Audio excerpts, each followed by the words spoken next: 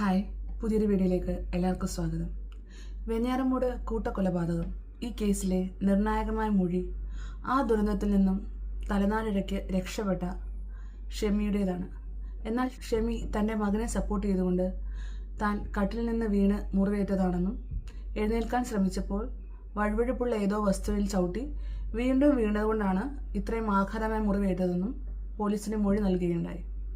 എന്നാൽ ഇന്ന് ആ നിർണായകമായ മൊഴി മാറ്റി പറഞ്ഞിരിക്കുകയാണ്. നമുക്ക് ആ മൊഴി ഒന്ന് കണ്ടു നോക്കാം. വെഞ്ഞാറമൂട് കൂട്ടക്കൊലപാതകത്തിൽ നിർണായക മൊഴി. തന്നെ ആക്രമിച്ചത് അഫാൻ തന്നെയെന്ന മാതാവ് ഷെമി ഉമ്മ എന്നോട് ക്ഷമിക്കണമെന്ന് പറഞ്ഞാണ് പിന്നിൽ നിന്ന് ഷാൾ കൊണ്ട് കഴുത്തു ഞെരിച്ചത്. ബോധം വന്നപ്പോൾ പോലീസുകാർ ജനൽ തകർക്കുന്നതാണ് കണ്ടതെന്നും ഷെമിയുടെ മൊഴി. ഷഫീദ് റാവുത്തർ ചേരുന്നുണ്ട് വിശദാംശങ്ങളുമായി തിരുവനന്തപുരത്ത് നിന്ന്. ഷഫീദ്, ഇതിനു മുമ്പുള്ള അവസരത്തിൽ ഇന്ന് രാവിലെ അടക്കം ഷെമി പറഞ്ഞത് താൻ കട്ടിലിൽ നിന്ന് വീണതെന്നായിരുന്നു.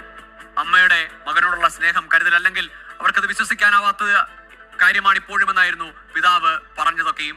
പക്ഷെ ഇപ്പോൾ അമ്മ കാര്യങ്ങൾ ഒന്നൊന്നായി വിശദീകരിക്കുകയാണോ അന്വേഷണ സംഘത്തോട്? കോവിൽ, ഇതൊരു വ്യക്തത വരുത്തുന്നത് പോലീസിനെ സംബന്ധിച്ചിട്ടും. ഓക്കെ, അപ്പോൾ കഴിഞ്ഞ ദിവസം ശ്രീകണ്ഠൻ നായർ സാറ് അവർക്ക് വീട് വാഗ്ദാനം ചെയ്തുകൊണ്ടുള്ള വീഡിയോ എല്ലാവരും കണ്ടു കാണും. അദ്ദേഹം അവിടെ ചെന്ന് വീട് നൽകുന്ന കാര്യങ്ങളെക്കുറിച്ച് സംസാരിച്ചു. ഷെമിയെ കണ്ടു.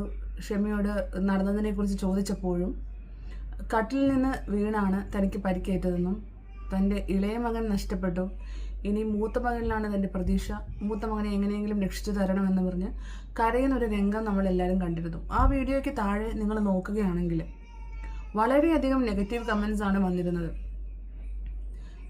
ഇങ്ങനെയുള്ള ഒരു കുടുംബത്തിന് വീട് വെച്ച് കൊടുക്കേണ്ട ആവശ്യകതയുണ്ടോ?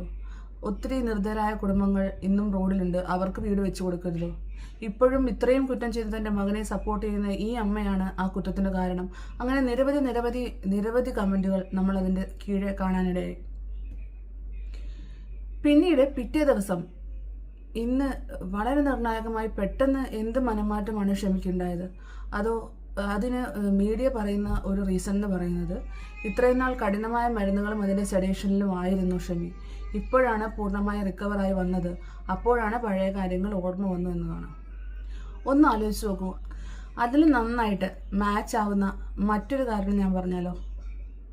അതായത് ഇപ്പോൾ പുറത്ത് ഇങ്ങനൊരു വാർത്ത പ്രചരിക്കുന്നുണ്ടെന്നും വീട് വെച്ച് നൽകരുതെന്നും ഇത്രയും പേരെ കൊന്നൊടുക്കിയ മകനെ യാതൊരു ദാക്ഷിണ്യവും ഇപ്പോഴും കാണിക്കാത്ത ആ മകനെ സപ്പോർട്ട് ചെയ്തുകൊണ്ടുള്ള അമ്മയുടെ സംസാരം കാരണം ഇനിയും തങ്ങൾക്ക് കിട്ടാൻ പോകുന്ന സഹായങ്ങൾ ഇല്ലാതാകുമെന്നും അതിനപ്പുറം ആരും തങ്ങൾക്ക് സപ്പോർട്ട് ഉണ്ടാവില്ല എന്നും ഷെമി അറിഞ്ഞതിന് പിന്നാലെ ആയിരിക്കണം ഷെമി ഈ മൊഴി മാറ്റി പറഞ്ഞത്.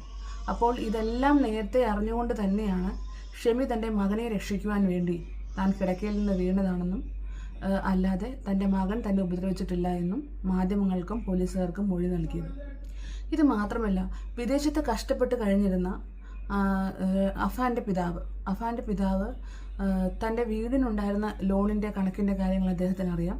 അതുമാത്രമല്ല, തൻ്റെ ഏതോ ഒരു ബന്ധുവിൽ നിന്നൊരു 4 ലക്ഷം രൂപയോ കുറച്ച് സ്വർണവും പണയം വെച്ചതായി അറിയാമെന്ന് മാത്രമാണ് അദ്ദേഹം പറയുന്നത്.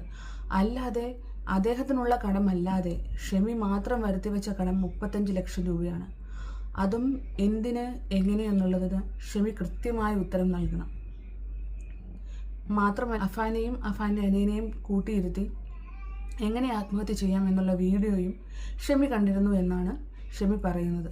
അതായത് മരണത്തെക്കുറിച്ച് അവർ മുൻകൂട്ടി തീരുമാനിച്ചിരുന്നു. എന്നാൽ അത് ഇങ്ങനെ വന്ന് ആകുമെന്ന് ഒരിക്കലും ഷെമി കരുതിയിരുന്നില്ല. ഈ സംഭവം നടക്കുന്നതിന് അന്ന് തന്നെ 50,000 രൂപ ആർക്കോ കൊടുക്കാനുണ്ട് എന്ന് ഷെമി പറയുന്നുണ്ടായിരുന്നു.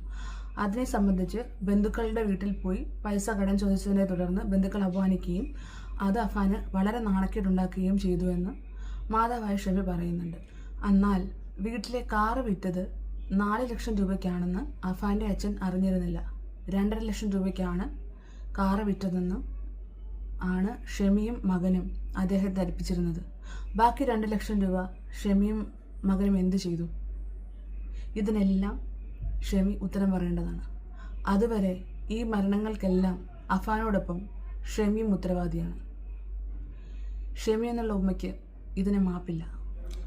ഇത്രയും കൊലകൾ ചെയ്ത തൻ്റെ മകനെ രക്ഷിക്കണമെന്ന് ശ്രീകണ്ഠൻ നായർ സാറിനോട് കരയുന്ന ഷെമിയെ കണ്ടപ്പോൾ മരിച്ചുപോയ തൻ്റെ ചെറിയ മകനെയോ ബന്ധുക്കളെയോ ആ ഉമ്മയെയോ ഒരു തെറ്റും ചെയ്യാത്ത ആ പെൺകുട്ടിയെയോ കുറിച്ച് ഒന്ന് ചിന്തിച്ചിരുന്നെങ്കിലോ?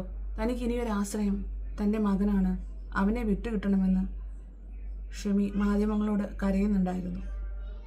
എന്നാൽ പെട്ടെന്ന് മൊഴിമാറ്റിയതിലൂടെ ഷെമി ഉദ്ദേശിച്ചത് വരാൻ പോകുന്ന ഒറ്റപ്പെടലിനെക്കുറിച്ചും സമൂഹത്തിൽ നിന്ന് വരുന്ന കുറ്റപ്പെടുത്തലിനെക്കുറിച്ചുമായിരിക്കും. അതുകൊണ്ടായിരിക്കണം ഷെമി തൻ്റെ മകൻ തന്നെയാണ് കഴുത്തിലൂടെ ഷോൾ മുറുക്കി തന്നെ കൊല്ലാൻ ശ്രമിച്ചത് എന്ന് അവസാന നിമിഷം മൊഴി നൽകിയത്. ആ മൊഴി നൽകലിലൂടെ ഈ മരിച്ചുപോയ 5 പേർക്ക് നീതിയാണോ ഷെമി ഉറപ്പാക്കിയത്, അതോ ഷെമിക്കും ഭർത്താവിനും മുന്നോട്ട് ജീവിക്കാനുള്ള ഭാവിയാണോ ഉറപ്പാക്കിയത്? Please comment below. Thank U.